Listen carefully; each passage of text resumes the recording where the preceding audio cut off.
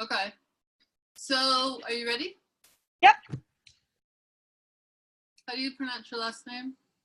May like the month, gray like the color. So May Gray. Oh, I've been saying Maygret or something. Maygret. That's okay. I don't care. So I am here. Greetings, everybody. I'm here with Sylvia Maygret, who's with ACDI Boca. She's the Chief Operating Officer.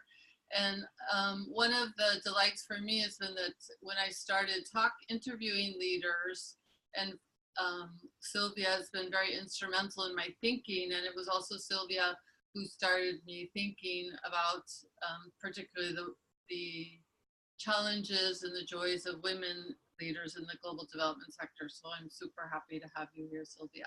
Thank you. And let's just start out with, tell us a little bit about you and how you got to where you are now.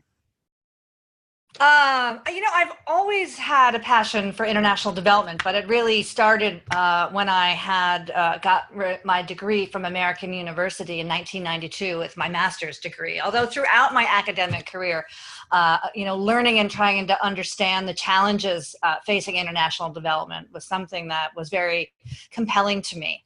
I can't exactly tell you that I set out a path to where I am right now. In fact, my path was in part led by so many people who helped guide me or give me opportunities that kind of, in many ways, with serendipity, ended up being, where I am.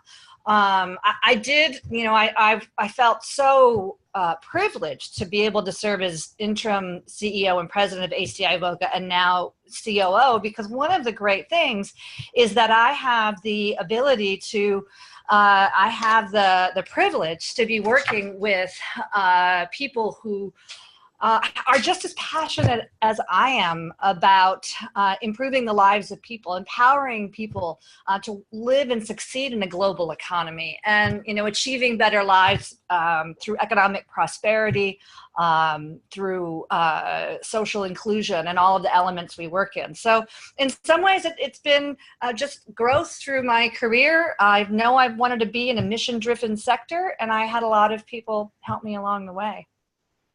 So for you right now in your current position, what are some of the things that bring you joy in your job or in your position?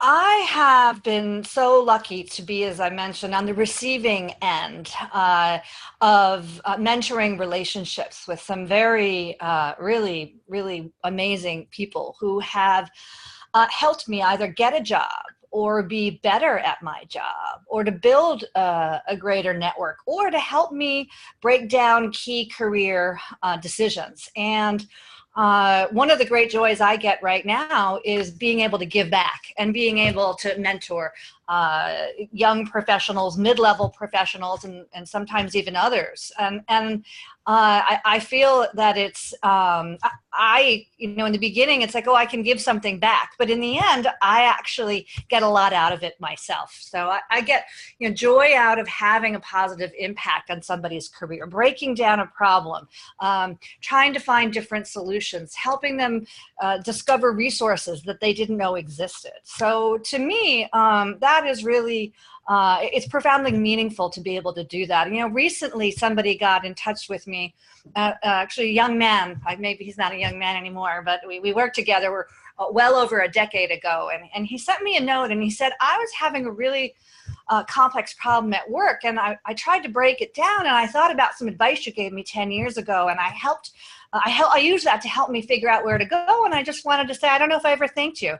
And I was just so appreciative that that even maybe a little bit nugget of information could help. I love watching people's careers grow here at ACDI Boca, but in other places, watching people stay with the organization for a long period of time, and as a result grow in their careers like I've had the chance to do is really what gives me. Obviously, I get enormous joy out of working with the beneficiaries on the ground, meeting with our staff, but one key thing is about working with our professionals, both men and women. And so when you told me actually at one point that somebody was your mentor, but he didn't, I think you said he didn't know that he was your mentor. So there's that kind of mentor where you put yourself with someone, or you stick close to someone who you can learn from. And how have you, what has been your experience in yourself in getting mentors? Because that's a thing people can be difficult. Sure, sure. Not everybody has time, right? I remember early on in my career, I spent a lot of time helping people get their resumes and getting out there at the job. And I would often spend a lot of time with somebody, and they'd say, "Wow, they'd come in for an informational interview, and I'd end up spending 45 minutes helping them rethink how they're presenting themselves." And they'd say, "Wow, I can't believe you just spent 45 minutes with me." And I suppose just pay it forward and make sure that you do that. To me, you have to cultivate your mentors. A mentor isn't just going to go in many cases and isn't going to go find a successful potential professional and say, "Hey, let me be your mentor." And I think it's about finding people who you think you can learn something from. I've had the experience where people have come to me and said, will you mentor me? I'm having a problem in X, Y, and Z. Or other people who just regularly pop by my office and say, I have a problem, and so it's not as much of a formal relationship. But it is as much on the mentee to kind of identify people and say, I'm trying to soak up some of your guidance. The reality is, when you ask somebody their opinion, most people, or their guidance, most people feel like that's a privilege, not a burden. So it's about how do you go about doing that, and of course using people's time wisely. But most of the people I found who've entered in those relationships, understand that value. So there's something else there also about knowing what you need and asking for it, being assertive, knowing that you're worthy. I'm thinking of young women, knowing that you're worthy to be mentored, right? Right. To see that worth in you. Sure. And yeah. Well, I mean, I think it's something that a lot of people, struggle with, and that's confidence, and realizing that they, like you said, that they are worthy, and figuring out what's important to them, and what can I change, and what can't I change, and where can I go get help and elicit somebody's feedback. But you have to be willing to accept it as well. And yeah, and that's not always easy. If you are authentically asking for feedback, you have to authentically be able to at least ponder what the recommendations are, and that's about searching in yourself and saying, okay, I can see where I could do this a little bit differently, and let me try that. And I think it goes back to some of the things that we've spoken about is failure, and is failure really a bad thing? And if not, why not? And how do we be okay with not always being 100%? So let's talk about failure. So is failure always a bad thing, and how can we be okay with not having it be 100% correct? I think that failure is absolutely key to success. I think that if you can't learn, then you're not going to move forward. And to think that you only learn by being successful, I think is a fallacy. I think that accepting failure, doesn't mean I accept repeated failure. We need to address that. Don't get me wrong. But I think if you think about how you learn in life, you don't learn to walk by just standing up one day and walking. And so we have to be able to figure out when to give people the leeway to fail, and how to give ourselves that leeway. I remember having a conversation. It was a dinner conversation. It was a business dinner. And I remember telling this gentleman, it was an Australian gentleman, that my daughter was about to go to college in a couple years. And I was really worried that she had not really failed at anything. And he was actually, I mean, he was nearly apoplectic. Like, what do you mean you want your child to fail? And again, like I said, you know, failure is really less about the act of failing than it is about how you react to that failure and how you recover from that failure. I think, you know, we've all heard, you know, that whole adage, leadership isn't a position or a title, it's a journey. But I actually think that leadership is an act, it's an example. And I have failed many times, made decisions that then I'd had to readjust. But I think, helping people understand that that's okay, as long as it is how they react and they readjust, that's important.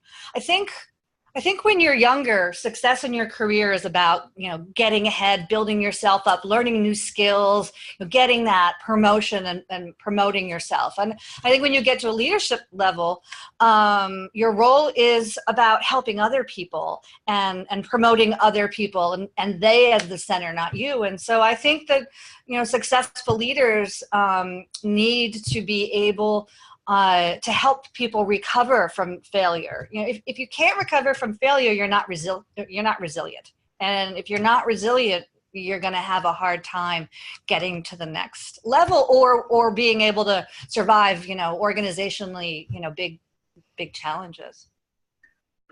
Because as a leader, listening to you talk, I have this image that you're failing in front of people all day long. I mean, maybe not all day long, but you're making decisions, some of them work, some of them don't, and there's lots of people watching. There's no place to hide. Yeah.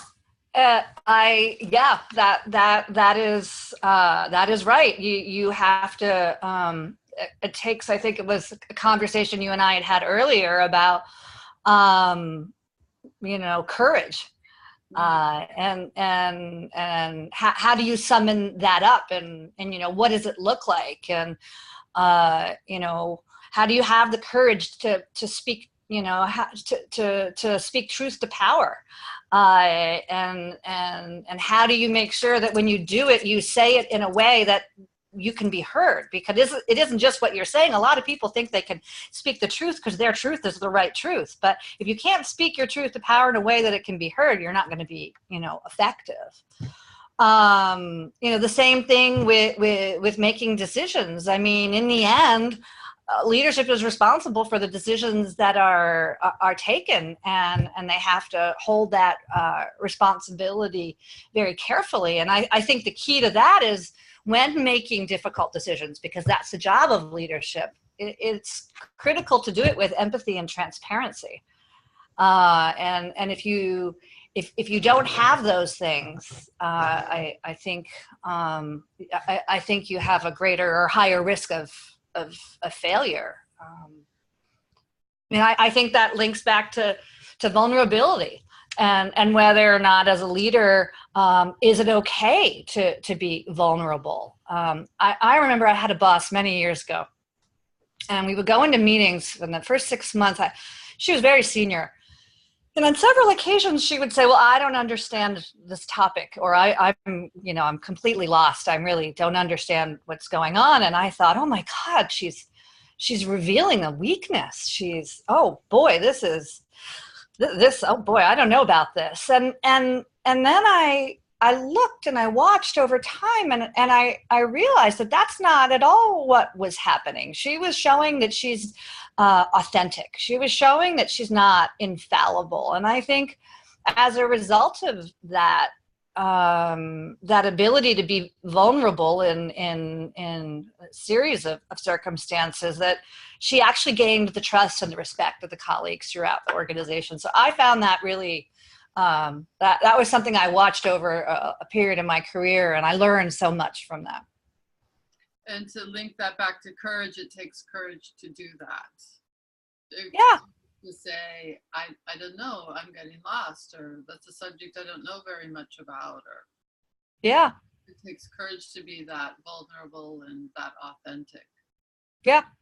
No, I think so. But I think um, part of being authentic and vulnerable in a leadership role is also, believe it or not, forgiveness, which doesn't mean tolerance for repetitive errors, but forgiveness means, I see you've stumbled. I see you, we've gone, you've gone or we've gone this way, and now we need to readjust, or we need to react, or we need to respond in a way that we can recover. But I can be seen as somebody who has to redirect my decisions, and people are more accepting of that when they know that a culture of forgiveness is also going to help us move, forward. I think that, forgiveness may sound like kind of a soft, girly word, but I think that, the impact on corporate culture of a leadership that is forgiving is one that breeds trust and belief in the authenticity. So, in the end, somebody said something to me a while back, well, you came to this meeting and you're really important. And I just looked at this person. I said, we all get up every morning and put our pants on the same way, one leg at a time. And they were a little taken aback, but I think that people, we're all here to move forward as an organization. And if we can allow kind of that authentic approach, the ability to demonstrate our vulnerability, that we're infallible, I think that overall, as leaders, we can make an organization that's more resilient. And to me, that's the goal, because it's never going to be perfect. We're always going to have shocks or changes of some kind, and we have to learn how to respond to those. I've not heard, this is the first time somebody's raised forgiveness. I think people talk about it a different way, and I'm liking it. It's it's not saying you can act, your output is whatever and we just accept it. It's still holding standards and holding. Absolutely. And I like the thinking that we're just human. We are all trying to do our best.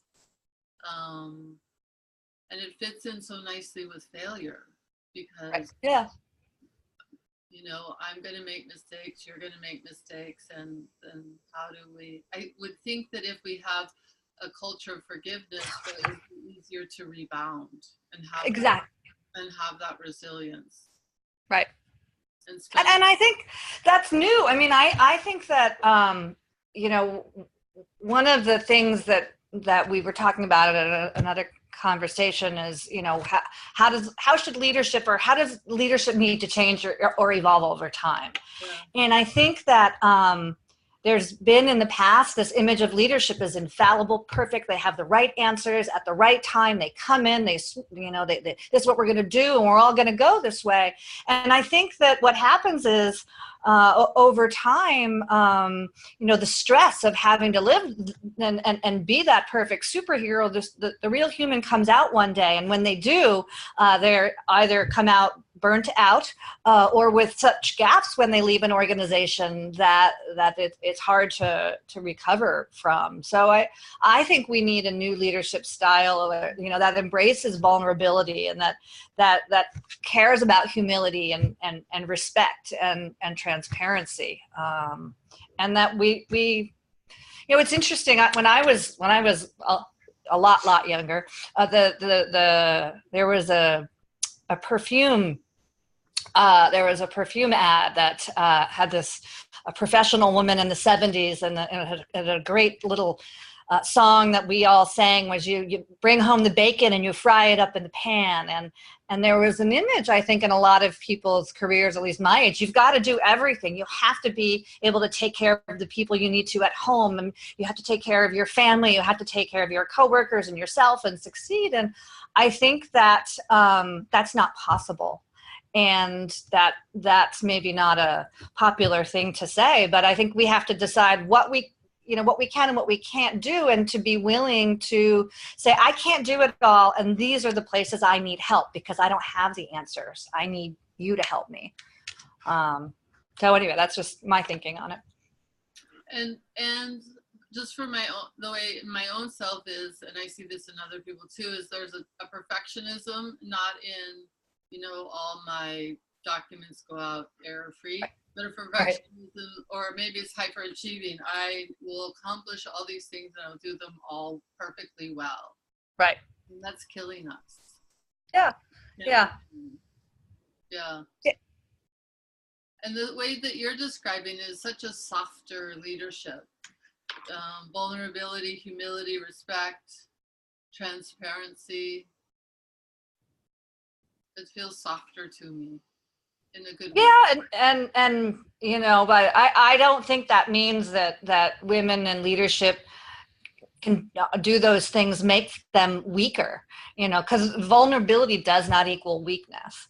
But that's not, but I think that's kind of the old way of thinking about things. But I think you can be clear on your goals, clear on your expectations of yourself and of your teams, of your outputs, and yet create an environment that's trusting, where people can say, I can't do this, but I can do this, and I need help here. And there shouldn't be anything wrong with that, in my opinion.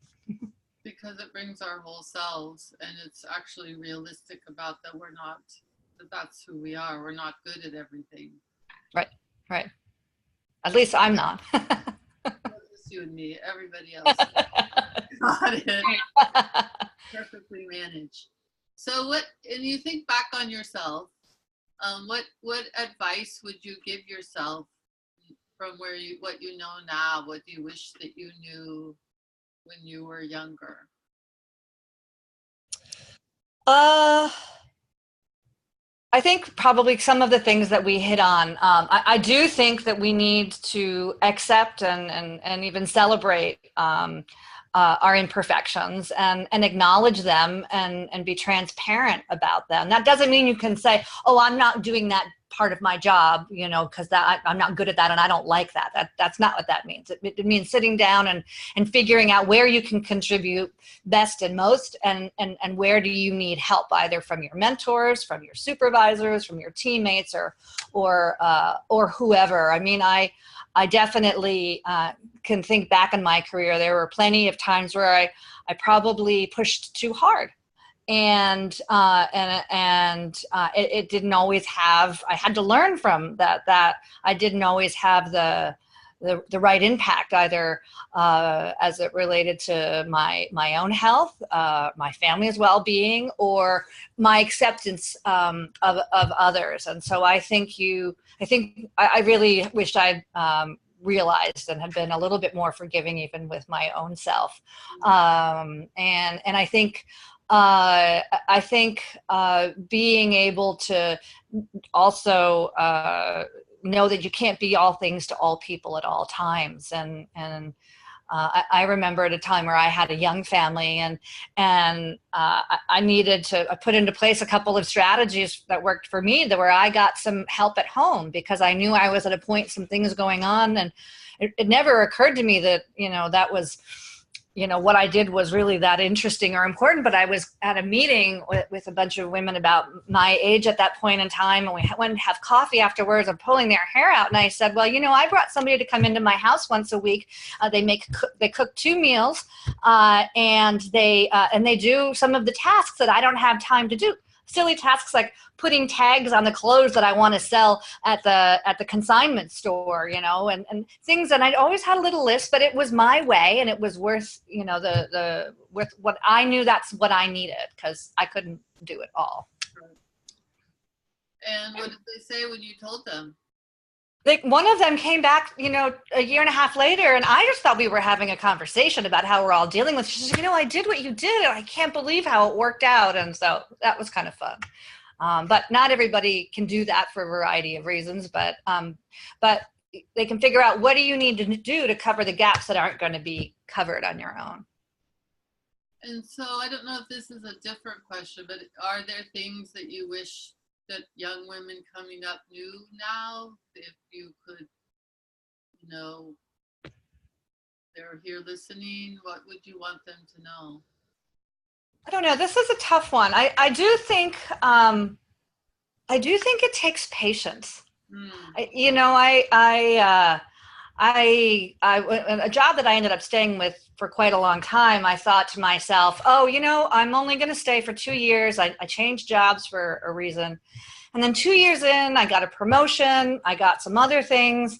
And I kind of put myself in 2 to 3 year intervals. And then I stopped and said, have I grown? Have I changed? Has something different happened? And I know we're all in this fast paced world where we think everything's going to happen overnight, but you build confidence in yourself and other people's confidence in you, not just by 1 or 2 successes, or even 1 or 2 big successes, which I hope we all have. But it's also through a series of successes and failures where people see, okay, let's invest some more in this person, and let's help move things along. So there's something about being patient with oneself and knowing you're not going to, wake up at a 30 and, be CEO of a big organization. I mean, maybe you are. There's certainly I'm sure somebody can send me an email with lots of examples of where I'm wrong, but I'm talking about generally in a career.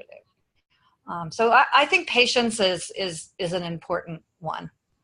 And from what you're saying, it's patience so that people can witness what you're capable of, what you're, successful, and so right. A track record. And I think so. Exactly, a track record. I think so many of us have built our self-worth into our careers. And that actually has some costs associated with it.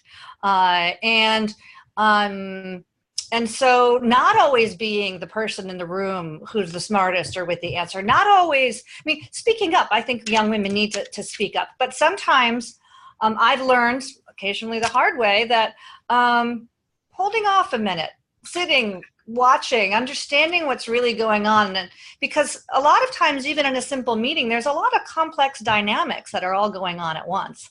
And that extra minute or 2 to digest what's really going on can be really helpful. So I think patience in your everyday as well as patience in the long term. It's something like being intentional. It's like being intentional, knowing what's going on, what is the impact that you want to have, I'm going beyond what you said, but what are the relationships that you want to be cultivating? So there's some intention there, maybe strategic, as opposed to just pushing and right.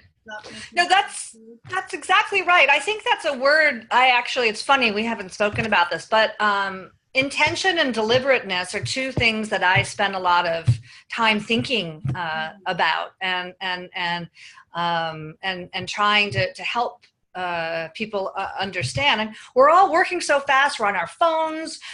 We've got to go quickly. We have to get all these things done. But stopping and thinking about how the receiver of the information is going to receive that information is as important as the making it as perfect as it can when you send it. And I think being intentional in our communications is and in our approaches is something we feel like that it just takes up time. I don't have time for that. I don't have time to stop and reread what I wrote and wonder whether or not the person on the other end, who might come from a different culture, a different world perspective, or a different language, or a different, feeling about the error or the issue at hand. I'm just going to say what I have to say because it's important. Well, I've seen a lot of small problems become really big problems because we aren't intentional in what we're trying to do. Because we're in a hurry. Right. We're trying to get things done and move things along. And right.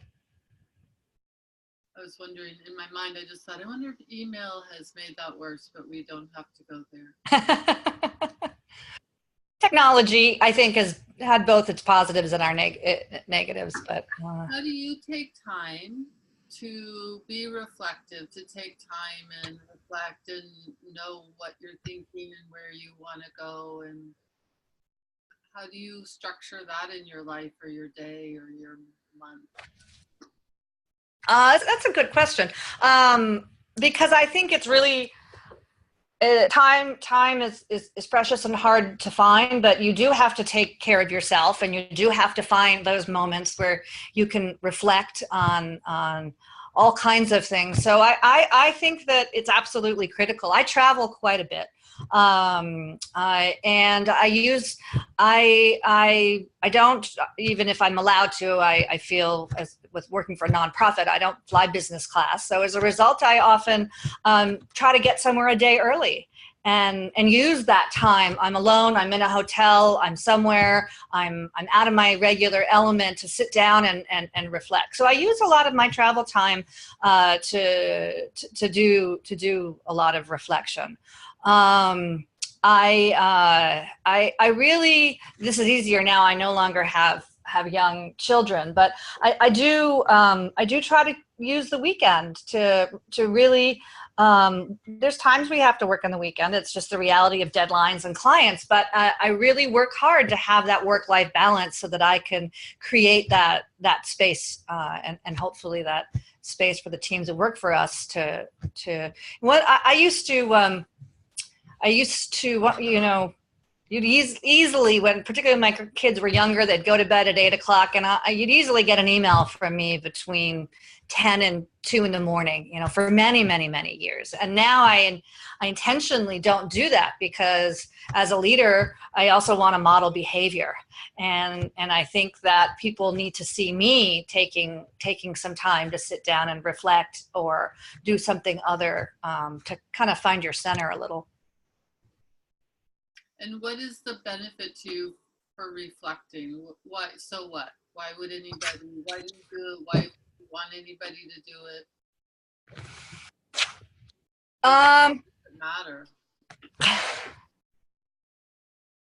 I mean, I think it's about finding your center and what's important. You know, one of the things, unfortunately, I do a lot of reflection in the middle of the night. But one of the things that's changed over time is when I worry about things, what keeps me up at night, if you will. I've learned that. And unfortunately, I learned it the hard way, because I've spent way too much time worrying about things that I can't change, things that I can't have an impact on. That no matter what happens, I can't change this circumstance. And so I use the time that I reflect and the time that I'm thinking to really try to, with some quiet, break down a problem that I'm having, or a solution I'm trying to come up with. But there's just noise all of the time at work. I'm in meeting after meeting. You really have to carve out some time. I try to do it. I try to carve some time out on my calendar. I come to work. I get to work hopefully before 8. So between 8 and 9, very few meetings occur, and I can come in, get myself ready for the day. And but I think it's important to force that time as you can. I've been thinking that this is I'm going to call it a resource that's being underutilized. So it's just a new thing I've been thinking about, that people aren't taking enough time to just reflect and think and know what they think and where they're going. And so I'm curious on how you manage it. Yeah. Planes are great for that. Yes, they are. I should catch up more on movies, but I tend to actually not do that at all on a plane. I usually just sit and think.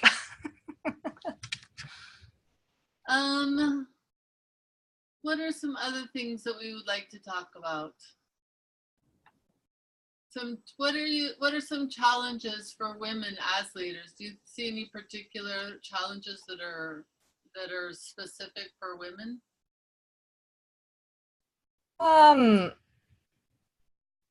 Certainly. I mean, I think we still have to figure out, you know, in the industry I work in the international NGO industry, there actually are a lot of women leaders, and there are a lot of, although there's still a far too few in the C-suite. But I think first of all, we struggle with issues of pay parity. I think that's one that we struggle both for ourselves as leaders, but also making sure that our organizations are committed to pay parity. But I think that's a big, broad issue. I think lack of confidence is one that can be at all levels. But am I good enough? Am I making the right decisions? And if I make and you know, some of the things that I talked about earlier maybe seem like very, you know, soft issues, you know, vulnerability, forgiveness, and how does a hard driving CEO or CFO or whomever else, how will they react to those things? So figuring out what your voice is and how you can have an impact, for sure. I mean, we talk about the double bind a lot, and how women are impacted. While a man is considered strategic, but a woman is considered, you know, cunning, you know, and all of those things unfortunately still exist.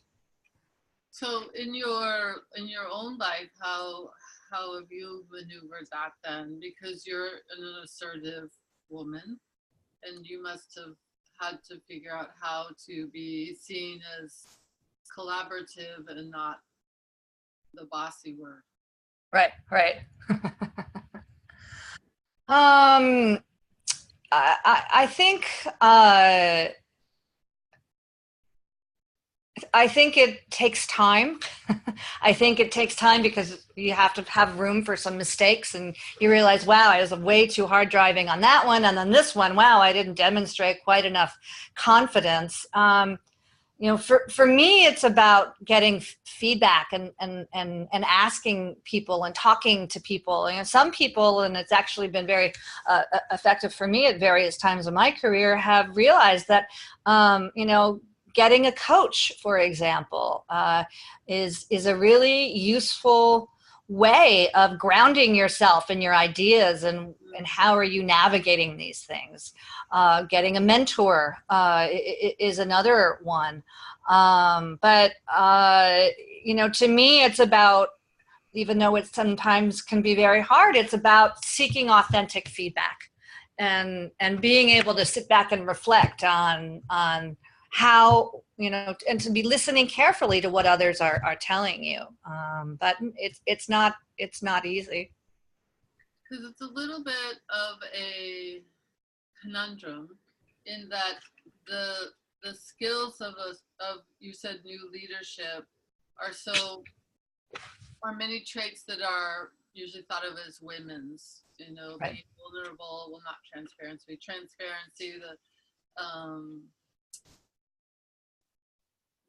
yes. So then where my mind goes is, if we're bringing these skills, if women are bringing, or men bringing these skills, and they're not seen as leadership material because that's not the stereotype of the mold. Mm-hmm. And so then I was thinking about that, and then what I hear you saying, if I'm following you, is then having your coach or mentor, getting feedback, so how you can use those skills in a way that's effective. So there's a tension between having these great leadership skills and having them be effective in a way that other people think they're effective. Does that make any sense at all? No, yeah, it does. It does. I mean, I think it's I think it's about I think some of those things that I've spoken about. I think that the traits that are considered, you know, female traits, those soft traits. If you're a leader and you're utilizing those traits, you aren't just a leader in your position. You're a leader by example. Mm. And you know what? One of the many difficult things for me, is interesting to watch it evolve, was how when I became when I grew in my career and I had a higher position, there were some circumstances where I realized, wow, people are listening to me. There was a story I tell. It was actually you know, middle of my career, where I I was in a meeting, and we were doing actually making a very difficult decision. It was a cross-departmental group. I was actually probably one of the more junior ones. And I didn't agree with we hadn't developed principles upon which to make the decision. We were just throwing out ideas. So I tried to say, well, let's figure out what those factors are. And in order to do that, I think if we all went back, or we had a couple of people go back and put together just a short study, not too much, but to come out with these things, then we would have an easier way of making a decision.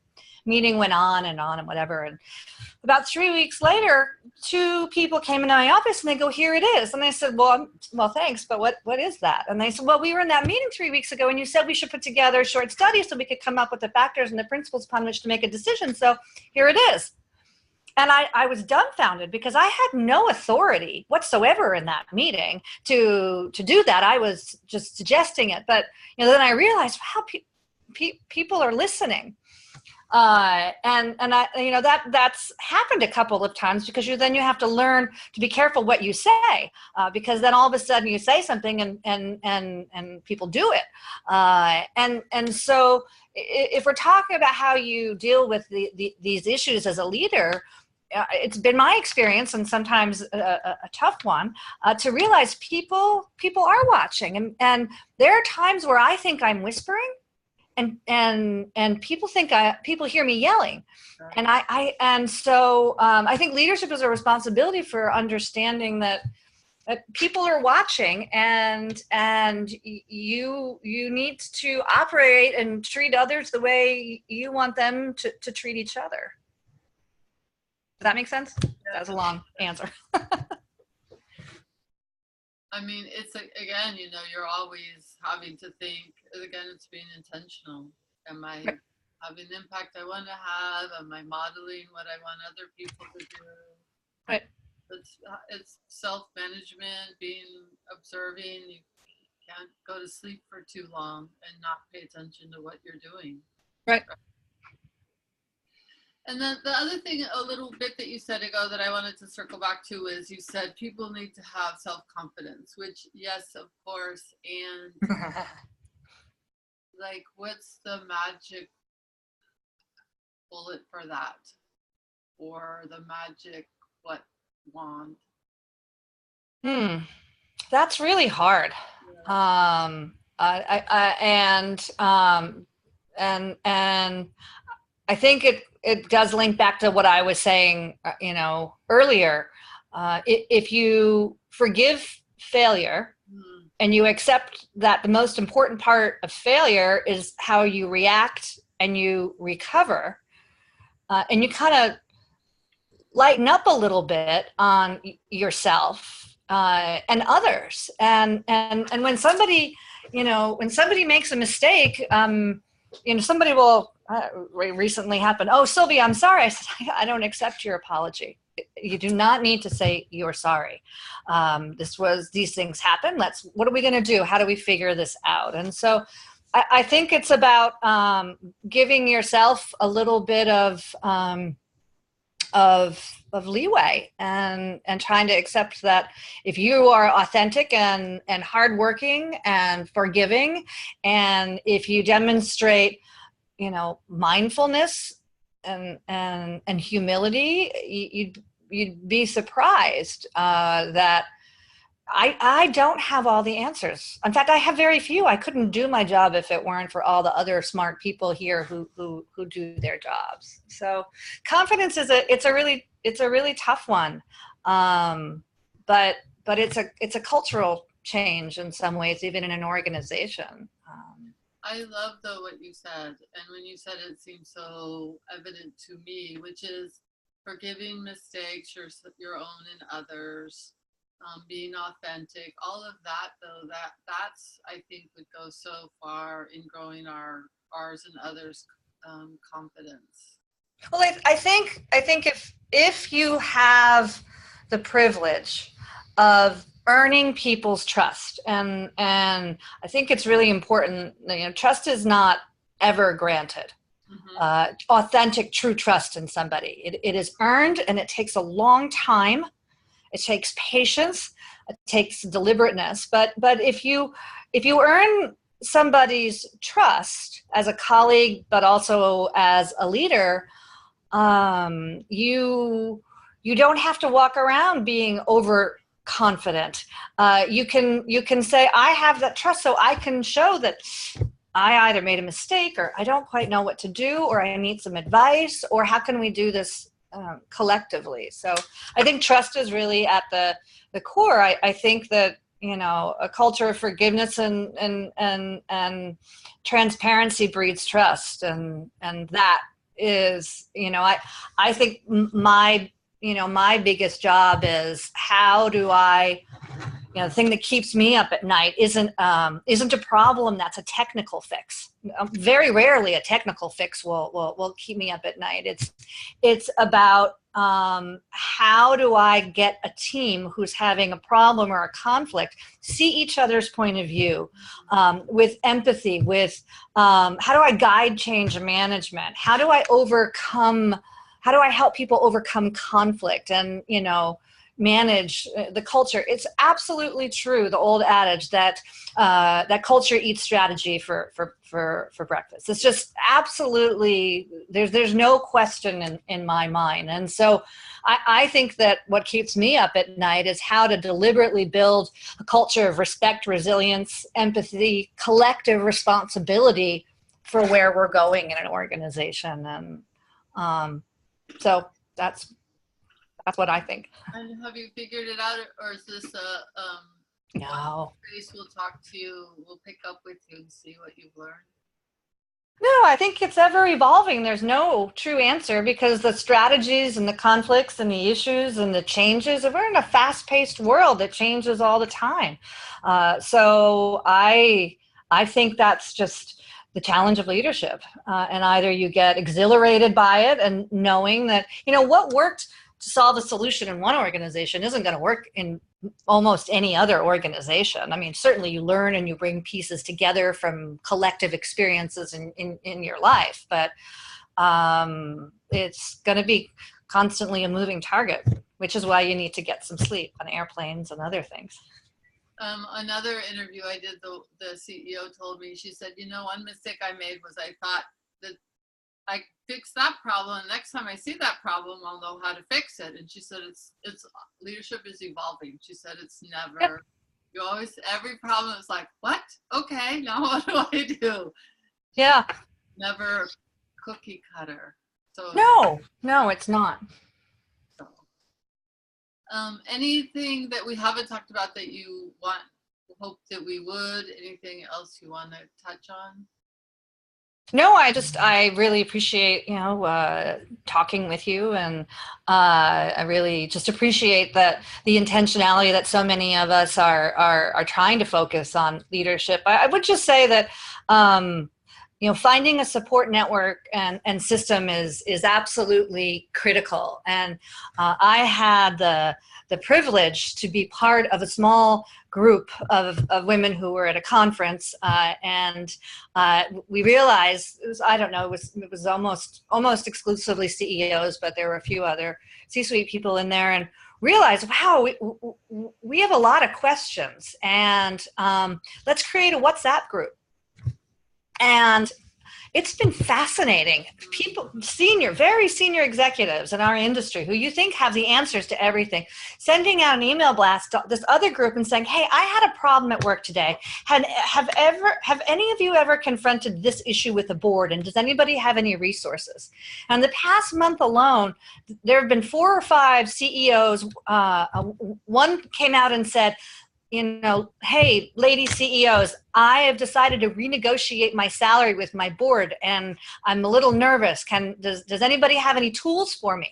And it was really exciting to find the support network. And there are lots of other support networks, whether they be your peers, people in other organizations, former colleagues. I think in the end, you can't do it alone, and getting that feedback from and support is critical. Certainly has been fundamental to me, and I can't be anything but so hugely appreciative of the people who've taken the time and energy to give me feedback and mentorship.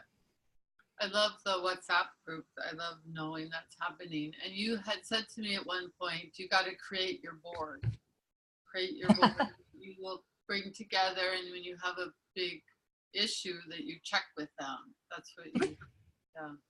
Yeah, it's true. Yeah. I like that. And it's not a sign, again, not a sign of weakness, as some people we might have made up, that having to ask for help is not a sign of weakness. Right. Yeah. Well, thank you very much for this, for the interview, for your time, for your insight. Sure. I really appreciate it. Great. I'll see you soon, I'm sure. I'll see you in a couple weeks, actually. All right. Bye. Take care. Bye. Bye.